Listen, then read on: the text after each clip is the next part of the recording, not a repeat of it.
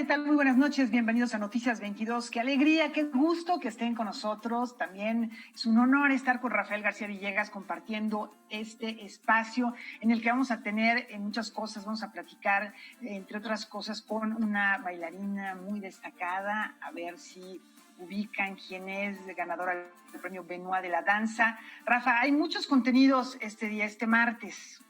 Así es, mi querida Laura, muy buenas noches, amigos del auditorio. Hola también a Laura Regis, a la traducción de lenguas de señas mexicanas. Y en efecto, ya spoileaste quién es la invitada, ya ahí está la pista dada. En un ratito más estarás platicando con ella, no decimos más. Por lo pronto, vamos a recorrer la República Mexicana, porque fueron 23 los estados que presentaron una propuesta, un proyecto de estímulos económicos para apoyar a los creadores que se han visto afectados por la pandemia. Si ustedes están interesados, aquí están las bases. Respondiendo al llamado que la secretaria de Cultura del Gobierno de México, Alejandra Frausto Guerrero, hizo a las dependencias culturales de cada entidad a utilizar recursos del programa de apoyo a instituciones estatales de cultura para mitigar el impacto generado en la comunidad cultural y artística a raíz de la contingencia sanitaria. 23 estados presentan una serie de convocatorias de estímulos económicos para creadores de distintas disciplinas. De acuerdo con Esther Hernández Torres, directora general de Vinculación Cultural de la Dependencia Federal, el año pasado, a través de este programa, se dieron 5 millones a los estados, pero este año se duplicó el monto a 10 millones de pesos por entidad. La secretaria Frausto mandó la invitación a liberar esos 10 millones en cada estado, a lo que decidieran desde luego los estados, para apoyar a la comunidad cultural y artística afectada por la pandemia. La salida que se decidió con los estados fue emitir convocatorias, también para garantizar la transparencia en el ejercicio de los recursos, y 23 estados decidieron sí utilizar los recursos en esta línea de atención a comunidad cultural y artística afectada por la contingencia, y estamos hablando de un total de 54 millones en total que se están utilizando para estas convocatorias. Entre las convocatorias lanzadas por los estados se encuentra la de Veracruz, Nos Vemos Pronto, que destinará 7 millones de pesos a sus creadores.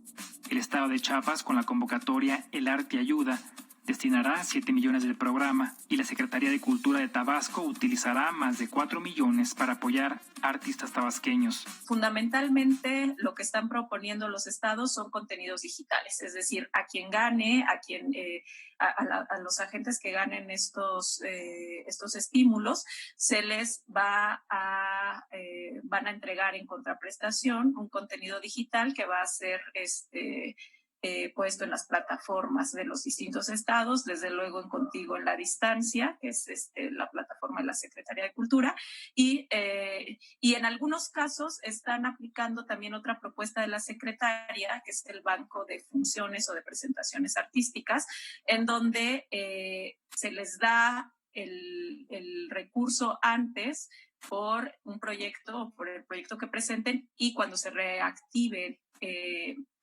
las actividades culturales, cuando se reactive la vida cultural, entonces van a poder presentarse.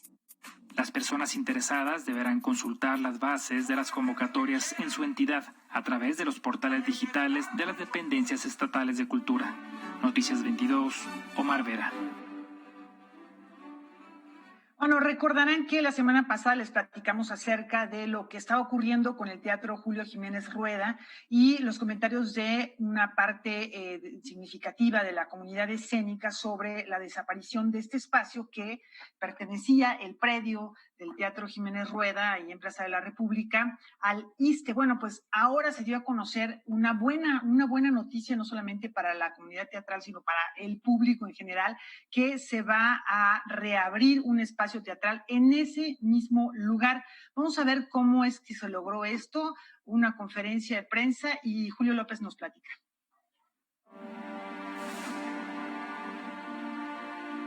En un encuentro virtual con representantes de diferentes sectores de la comunidad cultural, la secretaria de Cultura, Alejandra Frausto, afirmó que se ha logrado un acuerdo con la Secretaría de Hacienda y Crédito Público para hacer un rescate del Teatro Julio Jiménez Rueda. Este recinto, ubicado en la Plaza de la República 154, será demolido y en su lugar será construido otro espacio. Se ha trabajado con la Secretaría de Hacienda, que tiene ya el proyecto de ese espacio para que en ese lugar se construya un foro de las mismas condiciones y mejores para que siempre se cuente con ese teatro. En la reunión con creadores artísticos de los colectivos No Vivimos del Aplauso y Asamblea por las Culturas, la funcionaria también afirmó que el predio ya no está en manos del ISSSTE. También dijo que ya existe un acuerdo formal para construir el foro en este sitio. Estamos ocupando ya el Isabela Corona, entonces tendremos 2 teatros en vez de 1, simplemente para saldar este tema. Es un teatro emblemático al que todos le tenemos mucho cariño y quienes se han dedicado al teatro históricamente, pues justamente el Jiménez Rueda fue una punta de lanza. Entonces continuará ahí un teatro para el bien de los públicos y de la gente de teatro. Finalmente reveló que más adelante se hablarán de temas específicos sobre el proyecto, como la tramoya o la isóptica, aunque adelantó que el Instituto Nacional de Bellas Artes y Literatura será el encargado de apoyar en estos temas. Noticias 22, Julio López. Por supuesto que estaremos muy al pendiente de lo que suceda con este recinto y en otros temas, atención, porque ya está abierta la convocatoria del Premio Bellas Artes en Traducción Literaria Margarita Michelena 2020. Estas son las bases. Con el propósito de reconocer al trabajo que exige la traducción literaria, tanto en la narrativa como en la poesía, la Coordinación Nacional de Literatura y la Secretaría de Cultura de Hidalgo convocan a participar en el Premio Bellas Artes de Traducción Literaria Margarita Michelena 2020, premio que nace en 2018 como homenaje en reconocimiento a la obra de la poeta, periodista y traductora hidalguense. Ella, además de ser una gran autora de la poesía, fue también una periodista destacada y una gran traductora. Tradujo ni más ni menos que a Charles Baudelaire. Digamos, ella comienza con una serie de poemarios, pero ya con La tristeza terrestre, con El país más allá de la niebla, creo que se consolida como una de las grandes voces nacionales. Los ganadores en las categorías traducción de poesía y narrativa o ensayo recibirán un premio de 150,000 pesos. Creo que es un reconocimiento importante a esta labor de los traductores de traer a la literatura mexicana a otros autores de diversas partes del mundo. Los traductores dicen traducir, traicionar, pero también es reescribir, es volver a inventar el texto, es volver a imaginar los paisajes literarios que plasma el autor original y trasladarlos a otra lengua. Este año la convocatoria se enmarca en la campaña Contigo en la Distancia. Los libros participantes en ambas categorías pueden haber sido traducidos de cualquier lengua extranjera o nacional, incluida en el catálogo de lenguas indígenas nacionales, y cuya primera edición haya sido publicada en México en 2019. Hoy también invitamos a los traductores de las lenguas indígenas, no solamente de las lenguas del mundo, sino del catálogo de lenguas indígenas nacionales, a que participen en este gran premio Margarita Michelena de la traducción literaria. El registro de obras participantes deberá realizarse en la página de los Premios Bellas Artes de Literatura 2020 hasta el viernes 24 del mes en curso. Noticias 22, Omar Vera. Bueno, pues sí, ¿no? Esta frase que es muy conocida, traduttore, traditore, pero no, bueno, la verdad es que muchos autores han reconocido la labor de los traductores. José Saramago decía que era un reescritor privilegiado en su propia lengua. Javier Marías lo reconoce enormemente.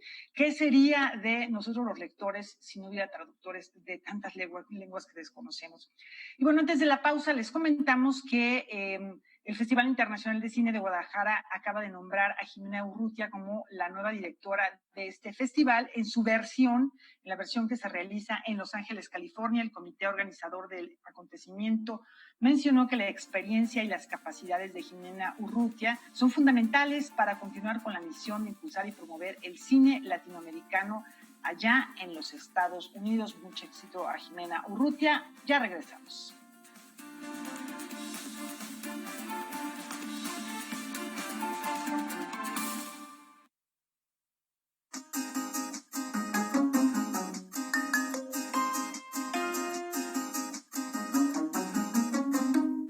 las y los diputados seguimos trabajando para buscar soluciones ante la emergencia sanitaria. Realizamos conversatorios y foros junto con autoridades, empresarios y sociedad civil. Nos reunimos en comisiones, presentamos iniciativas de ley y puntos de acuerdo. Entregamos 125 millones de pesos para apoyar con 400,000 kits de protección a médicos residentes del sector salud. Unidos, vamos a salir adelante. Cámara de Diputados. Legislatura de la Paridad de Género. El dolor pasa. ¿Cómo te llamas? André. La belleza permanece. C'est qui ce bébé? Mon frère Jean. Ça va mieux apprendre des figures? Grâce à Dédé. Un poético, íntimo y sensual triángulo de emociones. La peinture de Renoir, ça me donne envie de la manger. Vous avez envie de me manger? Tu ne peux pas te passer d'elle. Si tu ne comprends pas, tu ne comprendras jamais rien. Renoir. Cinema 22, cine de autor. Martes, 0:30 horas. Grandes personalidades que con su trabajo han marcado tendencias en diferentes áreas. No me quería parecer a ellas y sin embargo me fascinaba. ¿Qué pasaba por tu cabeza con esta mujer? Freud decía que todos los personajes que aparecen en el sueño somos nosotros. Eran los tres grandes. Viendo la obra que cada uno tenía. Silvia Lemus platica íntimamente con ellos y nos revelan cuáles han sido las claves de su éxito. Tratos y retratos, miércoles 00 horas.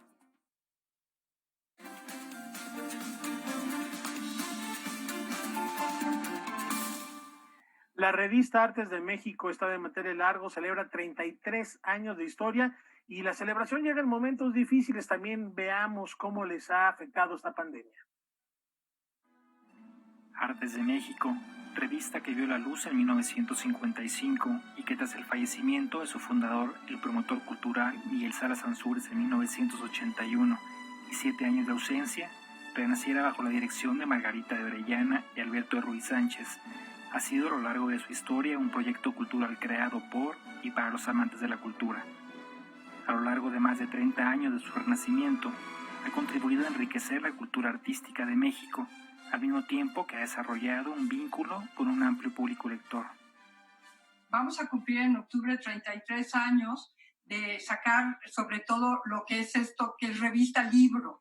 No podemos decir que es solo una revista, puesto que tiene las características de un libro y por otro lado tiene esa como fuente de información que puede ser útil no solamente para estudiosos de los temas que tratamos, sino para muchísimo público que le interese conocer su país, conocer ciertos aspectos de la cultura de México que creemos que conocemos, y cuando te metes en el tema te sorprendes lo enorme que es la cultura de México. A través de 132 ediciones y con cerca de 8 millones de ejemplares vendidos, la revista ha mantenido una particular fuerza en su contenido y forma, que hacen de cada ejemplar una edición coleccionable y de referencia, además de distinguirse por su misión por fortalecer y promover proyectos culturales a lo largo del país.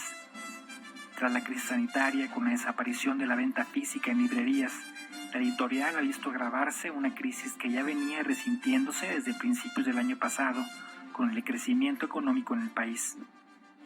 Desde el año pasado, muchos de los anunciantes, sobre todo privados, habían desaparecido.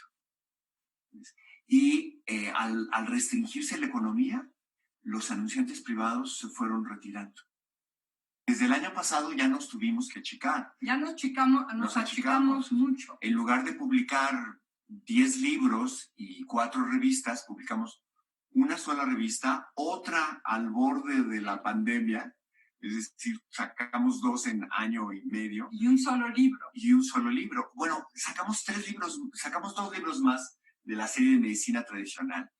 Y por supuesto, significa no solamente que tenemos menos publicaciones, sino que además Artes de México es, además de un centro de promoción de la lectura y del estudio de México, que se ve restringido, también es un importante centro de apoyo, por ejemplo, a artesanos o a proyectos culturales importantes.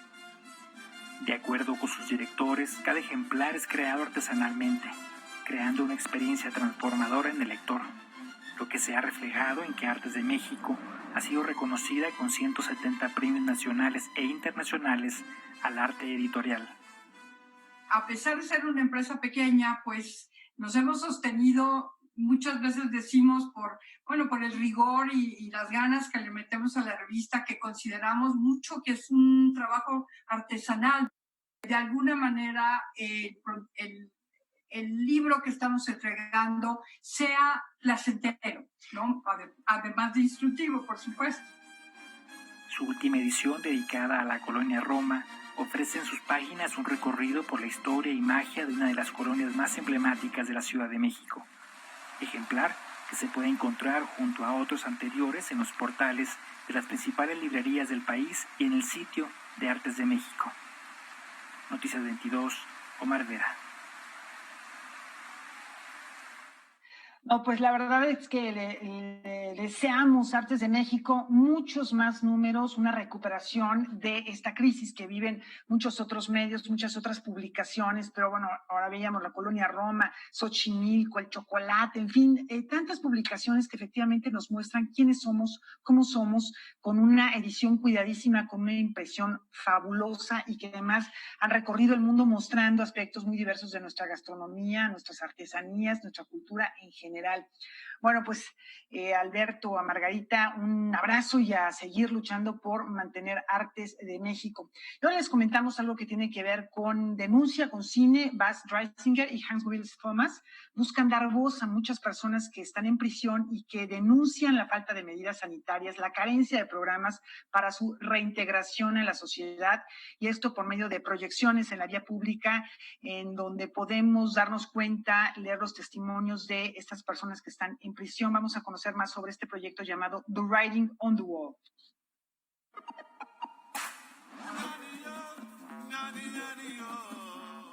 Denunciar la situación que se vive al interior de las cárceles de Estados Unidos, así como algunas en Latinoamérica, fue lo que llevó hace algunos años a crear el proyecto Escribiendo sobre los Muros. Bas and I have been collaborating for 7 years, and a lot of the work, or all of it, is inspired by Baz's work in the criminal justice system and her explorations and research around the world. And I'm a visual artist, and when I came upon her research, I thought that it was very human-centered, that it wasn't just about the punishment of people. It was primarily focused on the humanity of the people, and I recognized through her writing, their writing, that there was something that hasn't been seen or shown broadly outside of prison. As Hank was saying, we started the installation 7 years ago, and it's taken different formats. And the really simple idea was that we wanted to elevate the voices of those being impacted by harmful criminal justice systems all around the world, which I've witnessed in going to prison and in interacting with all of the people there. And then we really wanted to do that, particularly at this moment in the face of the pandemic, because prisons and jails house some of the most vulnerable people in the face of a pandemic. So it became especially urgent to elevate the voices and the humanity of the people who are living and now, unfortunately, dying and being impacted behind bars in the face of COVID-19. El proyecto incluye una instalación en donde el público puede leer los mensajes de las personas en prisión.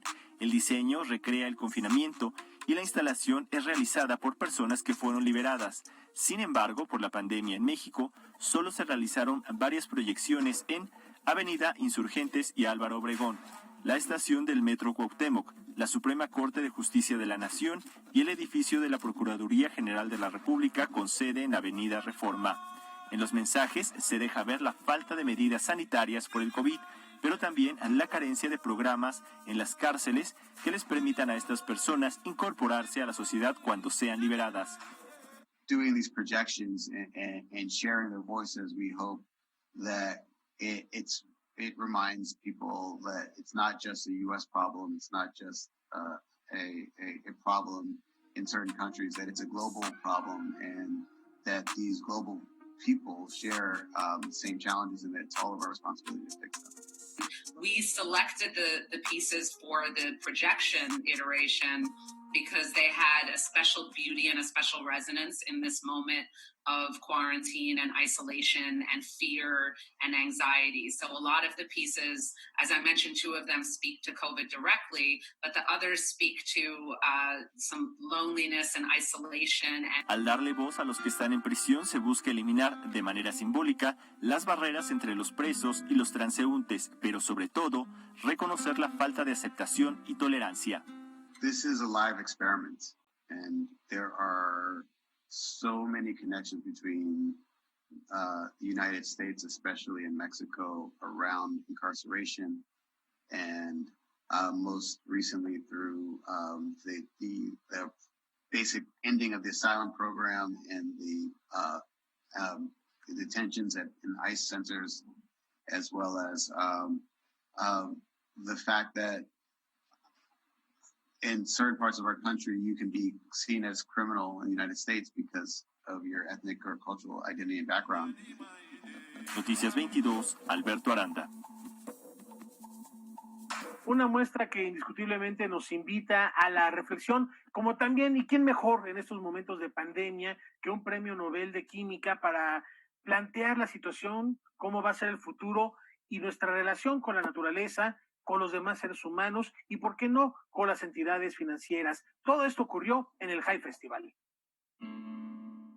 Para minimizar los daños que ha sufrido el planeta, el ser humano debe ser menos arrogante, pensar en la naturaleza, reducir la desigualdad y prepararse para los desastres. Estos temas fueron desarrollados por el Premio Nobel de Química Venki Ramakrishnan en su participación en las reflexiones Imagina el Mundo que organiza el Hay Festival. Maybe we should recognize our place in the natural world and work with it. Try to maintain a decent standard of living, but at the same time, try to tread softly, have less of an environmental impact, and mitigate the impact we have on the rest of life on this planet. So we might want to work towards a society where inequalities are reduced and basic standards of living are made available to all human beings. And this is not an easy task, but it is something that we should aspire for, rather than this sort of race to the top and the race to the bottom that characterizes much of human behavior today. Perhaps a third thing we might do as we emerge is to become less arrogant and less have less of the feeling that we can control everything, but instead prepare for disasters.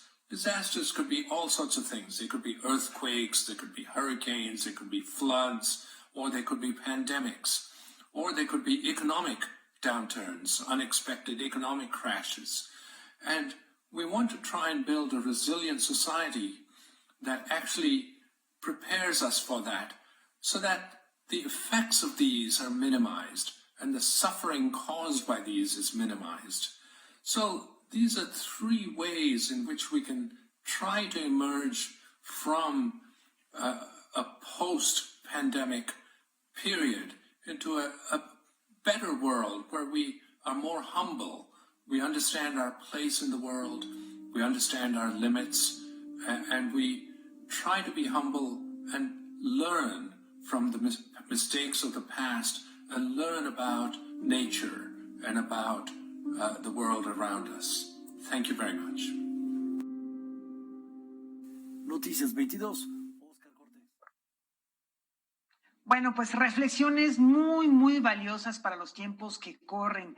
Y algo a lo que seguramente tendrán acceso y oportunidad escritores y escritoras es a trabajar mucho durante estas semanas, estos meses. Así que bueno, pues esto les va a interesar. Ya está disponible la convocatoria para el 4º Premio Bienal de Novela Mario Vargas Llosa.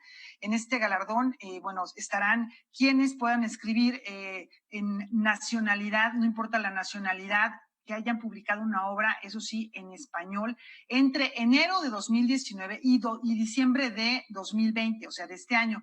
Si quieren concursar, tienen hasta el 31 de diciembre de este año para enviar 7 ejemplares impresos de su trabajo a la sede de la Cátedra Vargas Llosa.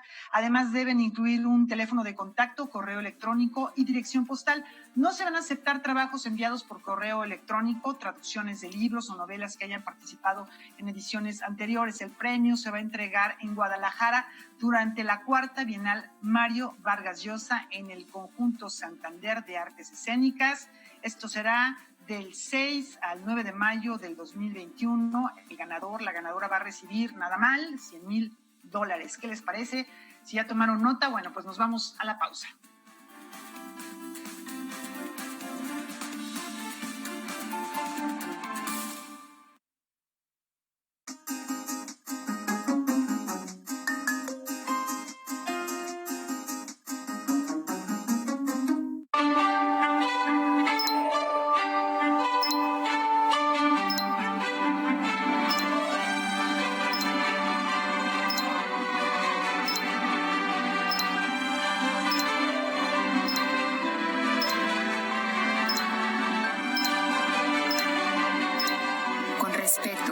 Haciendo lo que nos toca, seguiremos unidos. En la democracia contamos todas, contamos todos. Contigo en la distancia. Hola, en estos días en los cuales todos estamos cuidándonos, te invitamos a desarrollar tu creatividad a través de nuestra convocatoria Un Día en Casa. Graba un cortometraje de 1 a 5 minutos en el cual nos cuentes uno de los aspectos más relevantes de lo que estás viviendo en tu hogar, en cualquier género. Encuentra las bases de la convocatoria aquí en el sitio que aparece en la pantalla y no olvides compartir estas experiencias con nosotros porque va a haber una serie de estímulos para los mejores trabajos que te permitirán seguir desarrollándote en el campo audiovisual. No lo olvides, nosotros estamos contigo en la distancia. Secretaría de Cultura. Gobierno de México.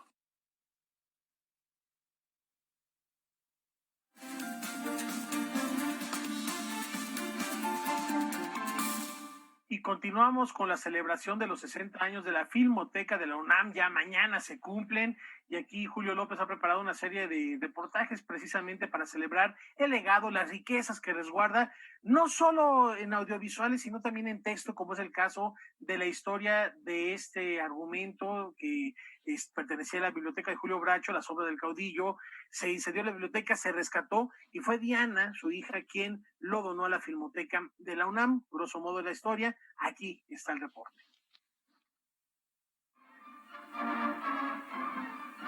La Filmoteca de la UNAM resguarda y protege verdaderos tesoros del cine nacional. Uno de ellos es el guión original de la película La sombra del caudillo de Julio Bracho, cuya historia es digna de ser plasmada en un libro o en una película. La sombra del caudillo fue una de las obras cumbre del director Julio Bracho, pero al mismo tiempo sepultó su carrera. Después de ganar en el Festival de Karlovy Vary, la película fue censurada durante 30 años. Mi papá pues murió prácticamente en la pobreza, porque desde que hizo La sombra del caudillo, nadie le volvió a dar trabajo. O sea, cola negra de este gran director, que fue el director de los más importantes en una época del cine mexicano. De pronto sus amigos no le contestaban el teléfono. Era un apestado por haber hecho esa película, imagínate. Cuando él murió, pues murió muy pobre, pero su biblioteca, que era maravillosa, fue mi herencia. Yo era la más orgullosa porque desde los 3 años que me enseñó a leer, yo fui habitante de esa biblioteca. Tiempo después de la muerte del director, su biblioteca sufrió un terrible incendio. Solo se rescataron unos cuantos objetos, entre ellos el guión original de La sombra del caudillo. Ese lugar era la vida de mi padre. Fíjate, ahí tenía él todos sus documentos, tenía guiones que no había filmado, tenía poesía que había escrito y no se había publicado, tenía una serie de cartas que nos escribimos él y yo cuando vivía yo en Nueva York, archivadas perfectamente. Tenía fotos de familia y además de un acervo de libros fantástico. Para esto los bomberos ya habían llegado. Los bomberos habían, pues imagínate, llegan y acaban, lo que no acabó el fuego lo acaba el agua, ¿no? Entonces logré rescatar húmedo ese guión con las orillas. Por fortuna no se quemó el texto. Las orillas quemadas Y saqué eso como un gran regalo de la vida, de rescate de mi padre. Fue un duro golpe para la familia y especialmente para la actriz. Esta experiencia de vida la plasmó en un texto titulado Mar de Cenizas, que forma parte del libro La mirada y el asombro, voces de 15 lectores, coordinado por Avelino Sordo Vilchis. Ese día asumí la muerte de mi padre y ese día entendí que me había regalado algo más que jamás se podría destruir, el amor por el conocimiento. Del gran tesoro solo quedaba este guión, que la actriz no dudó en donar a la Filmoteca de la UNAM. Yo pensé, el lugar ideal para este tesoro es la Filmoteca de la UNAM, por supuesto, no hay otro. Y ahora lo que viene después es que la Filmoteca se ha encargado de una restauración del guión impresionante. Yo ya lo vi restaurado y es un trabajo, o sea, no solamente restauran películas, sino restauran documentos también, ¿no? Entonces, este guión, al que tiene acceso cualquier persona que lo quiera ver, ya está ahí restaurado, perfecto y precioso en la Filmoteca de la UNAM. Noticias 22, Julio López. No sería yo sino el pueblo. Bueno, pues en aquella época, imaginen, era Gustavo Díaz Ordaz el responsable de verificar esto de la censura a las películas, y bueno, pues una película crítica como esta basada en la novela de Martín Luis Guzmán.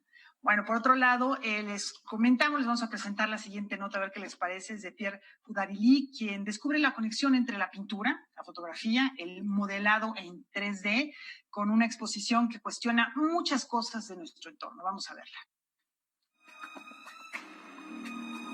La motivación por explorar diversos lenguajes y técnicas para expresar ideas ha llevado al artista mexicano Pierre Foudarelli a experimentar campos como la fotografía, herramientas de modelado 3D, dioramas y pintura.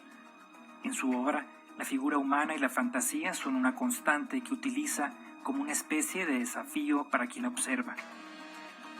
Lo que trato de hacer es llevar la realidad un paso más allá, ¿no? O sea, a final de cuentas la realidad, o sea, es una simulación de estímulos que nuestro cerebro procesa, ¿no? Entonces, ¿qué tal si esos estímulos son diferentes o empiezan a tener ahí un glitch, ¿no? Así como algo que hace que empieces a cuestionar esa realidad. Es difícil definir a Foudarelli dentro de una sola vertiente estilística, pues su obra ronda desde el surrealismo oscuro hasta el pop art. Sin embargo, esto es resultado de la exploración por conocer nuevos procesos, lo cual el artista considera más importante que el resultado final. Lo que trato de hacer es llevar a través de la realidad con la fotografía un paso más allá y mezclarlo, pues en este caso, con el surrealismo, y entonces se vuelve una especie de hipersurrealismo, algo que es tan real pero a la vez irreal, y entonces tu mente empieza ahí a entrar un poco en conflicto, ¿no? Actualmente su trabajo puede ser encontrado en las galerías Vaga 06, No es su galería, y Terreno Baldío en México, y en House of the Nobleman en Londres, además de las redes sociales del artista. Pues a fin de cuentas es una especie de analogía de la vida, ¿no? De cómo vivimos, de todas estas cosas que suceden, que no puedes controlar, pero que ahí están pasando.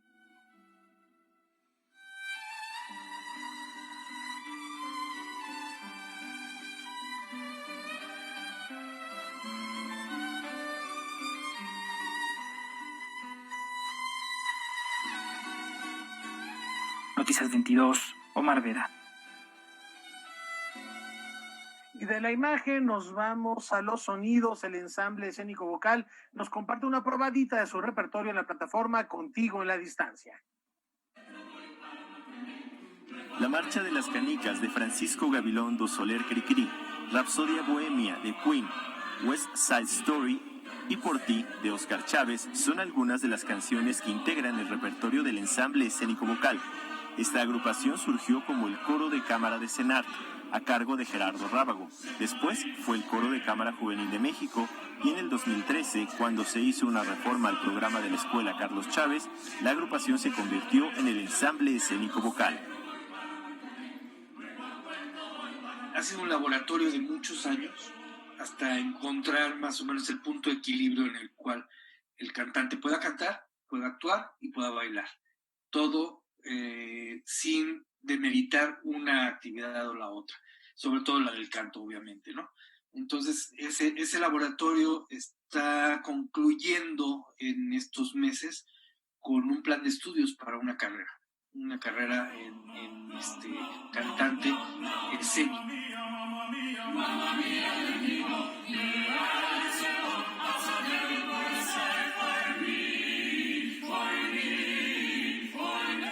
Ahora ya que tenemos como que muy bien diseñado cuáles son las posibilidades de los jóvenes, etcétera, empezamos a mover una serie de repertorio muy diverso, desde música comercial, como se puede llamar, arreglos obviamente bien hechos para el ensamble, hasta Rossini, ópera, etcétera. El repertorio va siendo muy amplio, todo es en función de la proyección escénica que puedan tener los jóvenes, pero por supuesto también cuidando la parte vocal, su desarrollo vocal. El ensamble combina el lenguaje vocal y corporal en sus presentaciones. Actualmente se pueden ver algunas producciones de su trabajo en la plataforma Contigo en la Distancia. Rapsodia Bohemia de Queen, la cual ofrece una complejidad técnica, evidentemente. El arreglo no es nada sencillo, el que ellos cantan, y es una obra sumamente conocida. Entonces, o lo haces bien o quedas muy mal. Entonces, era un reto como que el primer video que saliera fuera ese impacto, ¿no? De decir, wow, estas voces pueden emular esta parte del rock, ¿no? Pero además conservando su dinámica de coro. El maestro Jorge Cosatl hizo un arreglo maravilloso de la canción Por Ti. Creo que es una de las canciones más emblemáticas de Óscar Chávez, que habla del amor, pero también nosotros hablamos de gracias, maestro, por el legado que nos dejaste.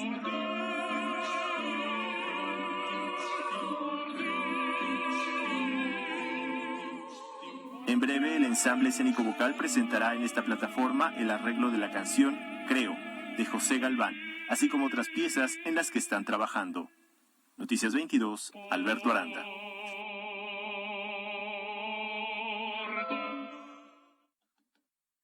Oigan, pues va a ser muy interesante ver que estos artistas que tienen muy buenas voces también tengan la capacidad de desarrollar escénicamente a través de la danza un espectáculo que tiene unas características y unas capacidades, yo creo que atraerán muchísimo público. Vamos a estar muy al pendiente con esto de Rapsodia Bohemia. Ya les comentaremos, seguramente les vamos a mostrar el resultado de este trabajo.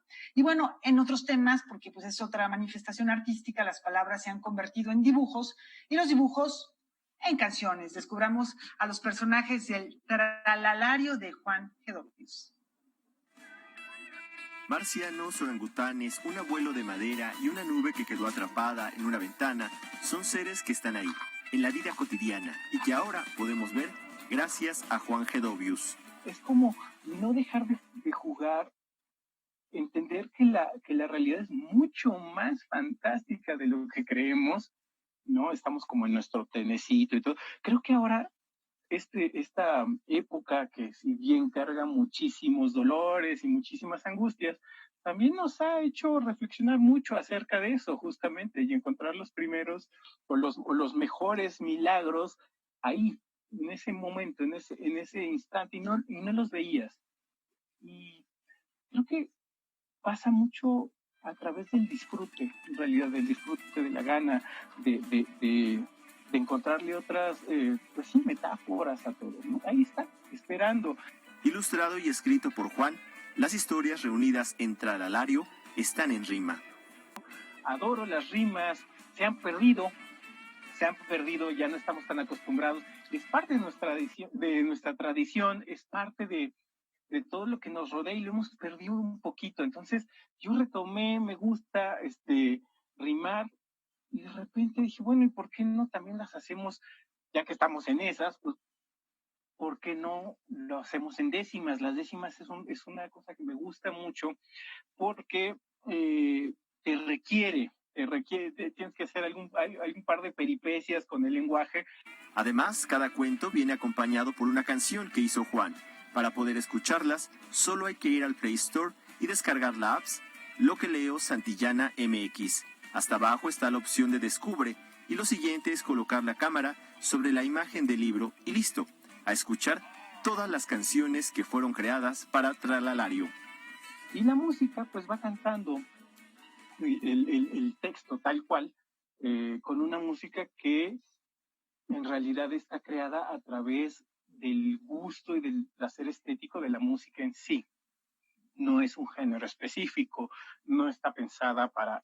Es el simple hecho estético, el cual celebro mucho porque he pasado por mucho de sobre todo la música que se le debe dedicar a los niños, ¿no? Y por qué tiene que ser a veces hasta ñoña yo no me quería dejar nada dentro. Lo compuse tal cual como me salió.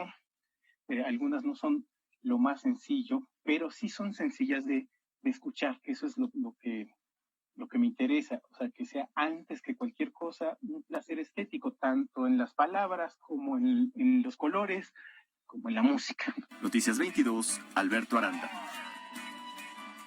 Bueno, se ve una propuesta muy atractiva hasta Juan Gedovio, hay que darse una vuelta y disfrutar de este tralalario. Antes de irnos a la pausa, les comentamos que el día de hoy el Auditorio Nacional anunció que se cancela la entrega de las Lunas 2020, ese galardón que se ha otorgado de manera ininterrumpida desde 2002 a lo mejor del espectáculo en vivo en México, sin importar en qué recinto se haya llevado a cabo esta presentación, sin importar la nacionalidad tampoco de los artistas e intérpretes. Este año será cancelada, pero también el auditorio informó que a pesar de que se cancela la ceremonia, los galardones sí serán otorgados. Ya más adelante dará a conocer cuáles serán los métodos para hacer llegar a los ganadores y por supuesto también anunciarlos. Este reconocimiento de las lunas del auditorio a lo mejor de los espectáculos en vivo, que ha tenido pues lamentablemente que cancelarse la celebración, la ceremonia este año a consecuencia de la pandemia por COVID-19. Ahí está pues la información y estaremos muy al pendiente de lo que suceda en próximas fechas a propósito de estos reconocimientos. Con esta información nos vamos a una brevísima pausa, pero hay más aquí en Noticias 22.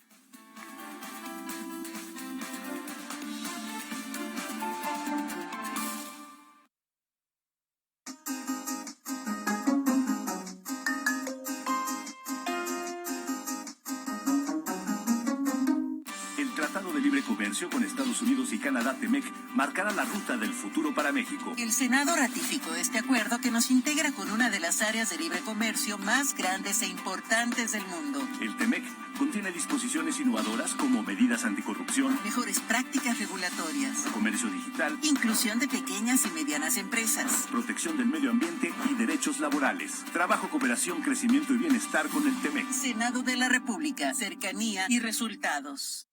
Grandes personalidades que con su trabajo han marcado tendencias en diferentes áreas. No me quería parecer a ellas y sin embargo me fascinaba. ¿Qué pasaba por tu cabeza con esta mujer? Freud decía que todos los personajes que aparecen en el sueño somos nosotros. Eran los tres grandes. Viendo la obra que cada uno tenía.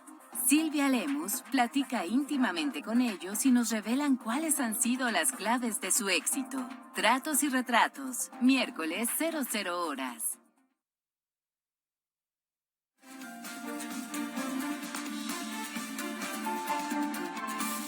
Es martes de Enfoques, ya Laura nos daba algunas pistas de la invitada esta noche, que literalmente es una princesa. Vamos con ellas.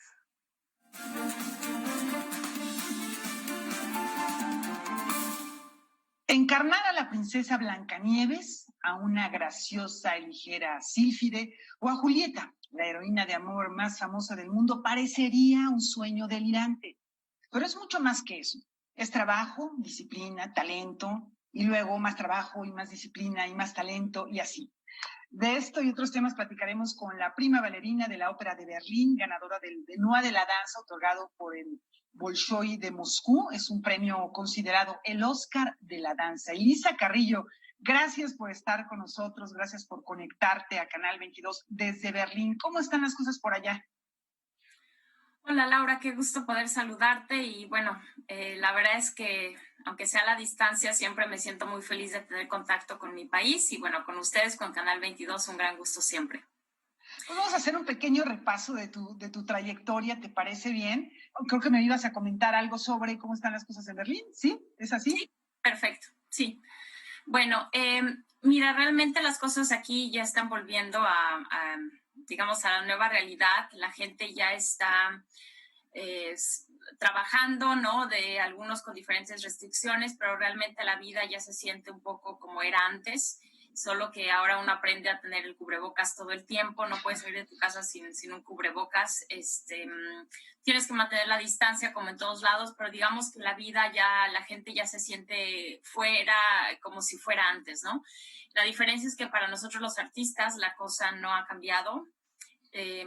Las cosas ya no son iguales y no sabemos cuándo van a volver a ser como eran, en el sentido que no podemos ensayar por el momento, no hay funciones, no hay producciones grandes que sea posible hacerse en los siguientes meses, por lo mismo que no podemos tener contacto y en los salones de ballet, ahora que hemos empezado a entrenar, no podemos estar más de 7, 8 personas. Entonces, nos ha cambiado mucho la vida y la verdad es que los bailarines no sabemos cuándo vamos a poder hacer lo que tanto amamos como estamos acostumbrados.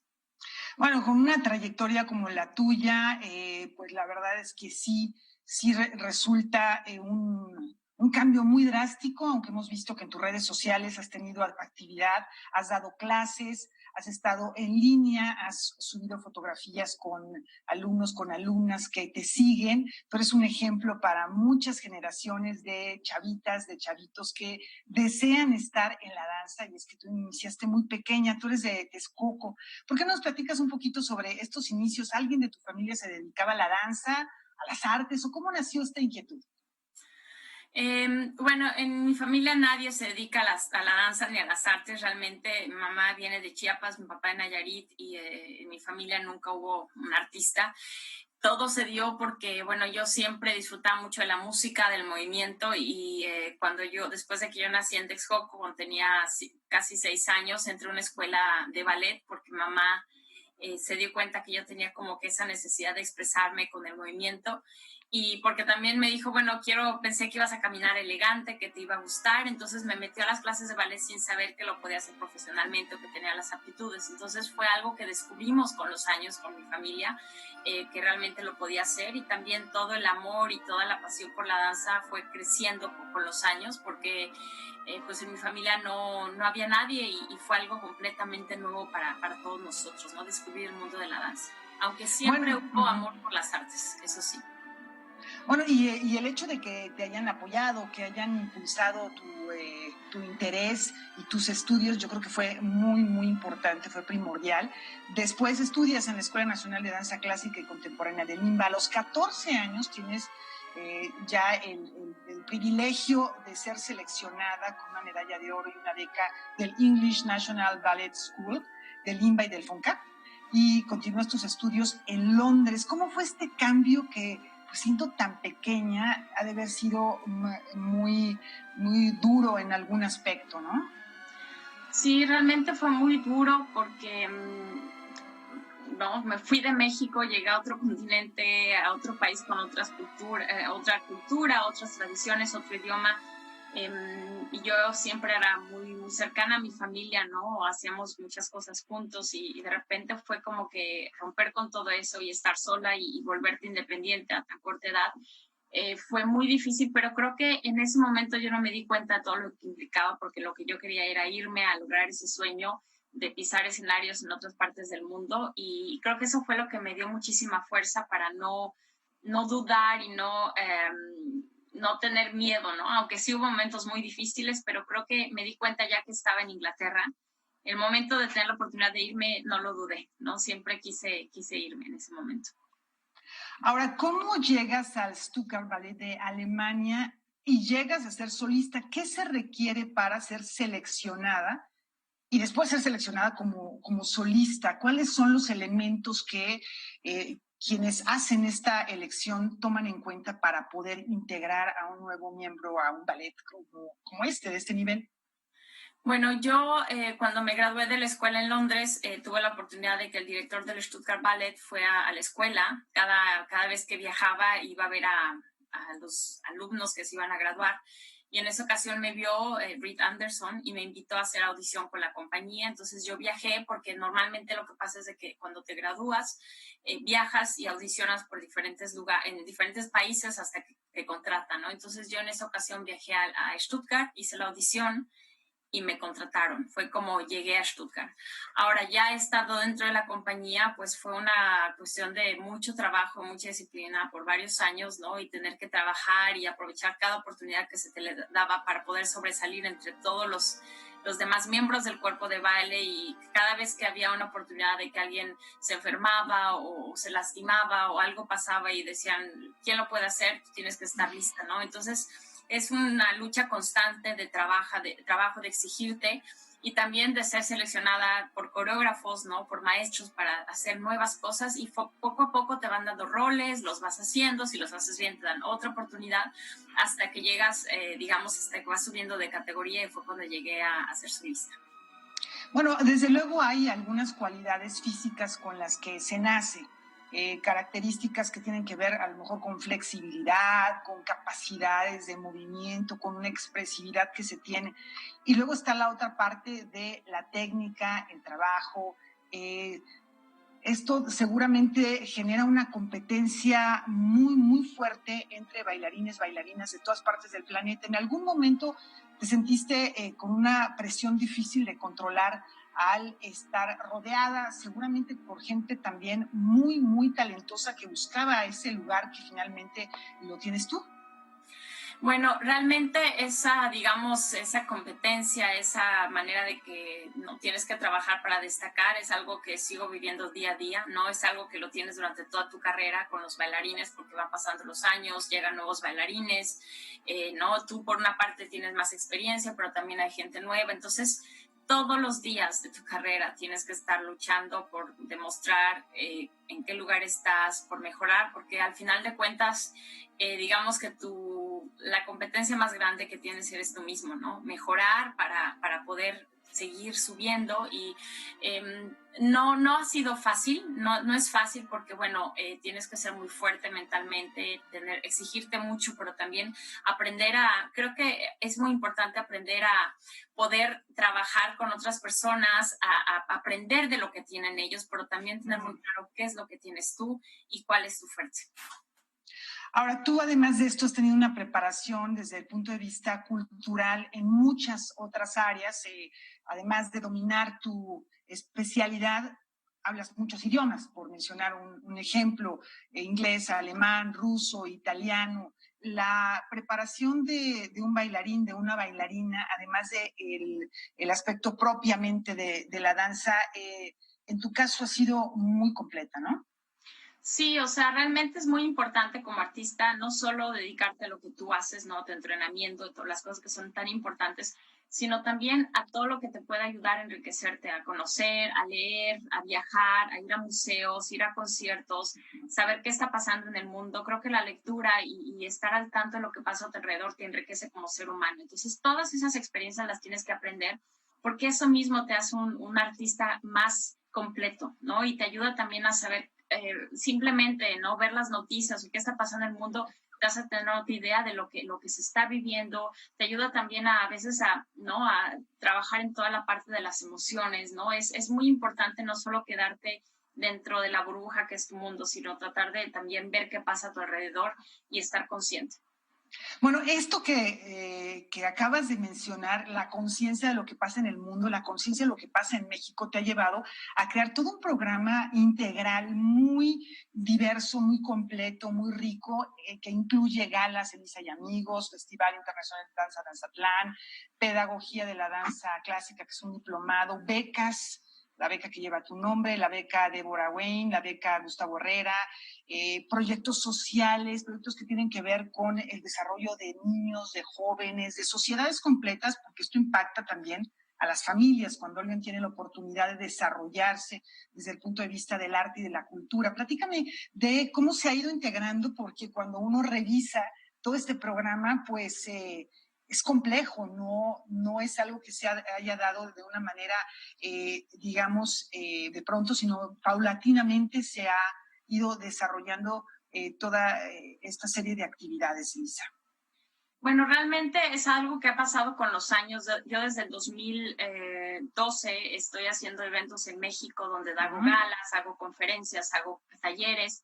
Y desde 2013 que tengo a mi fundación, que lo que queremos hacer con la fundación es promover la danza y la cultura en nuestro país y ¿no? promover en la sociedad el gusto por la danza, hemos tratado de explorar y ver qué se necesita hacer y año tras año estamos haciendo más y más cosas, lo de las becas, de repente cómo podemos apoyar a los niños, cómo podemos apoyar a los maestros y desde hace ya 3 años tenemos el Festival Danzatlán, que en este año lo hicimos de una manera digital, pero eso nos ha ayudado, ¿no? Año tras año ver de qué manera apoyar a mi país, que es la meta que yo tengo y que quiero que en México la sociedad se dé cuenta de lo importante que es el arte para todos los seres humanos.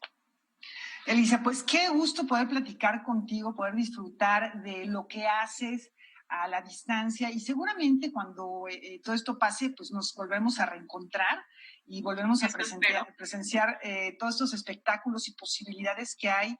Hay muchos niños y niñas que te siguen y que están pues viendo que la posibilidad existe de tener una proyección internacional desde el punto de vista profesional en la danza.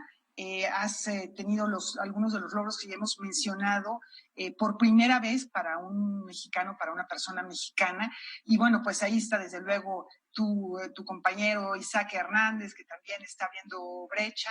Seguramente esto ayudará a que muchas otras personas tengan el estímulo, el ímpetu y también las posibilidades académicas de tener más logros.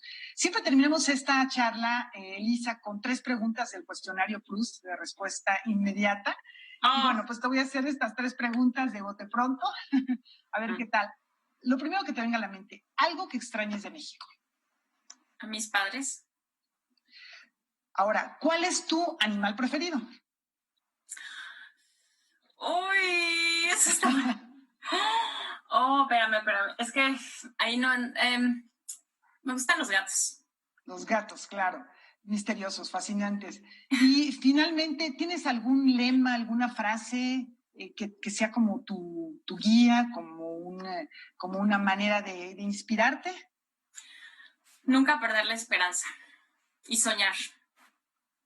Pues gracias por compartir tus sueños y la esperanza por estar cada vez mejor aquí en Noticias 22, en Enfoques, en Canal 22. De verdad, un placer platicar contigo, Elisa. Igualmente. Gracias, Laura. Saludos con cariño. Gracias, Elisa, qué honor tenerte aquí. Gracias, Laura. Nos vamos y nos despedimos con una probadita de música de un chavo que cuando era joven triunfó en una banda muy famosa. Hoy cumple 80 años, Ringo Starr. Gracias, hasta mañana.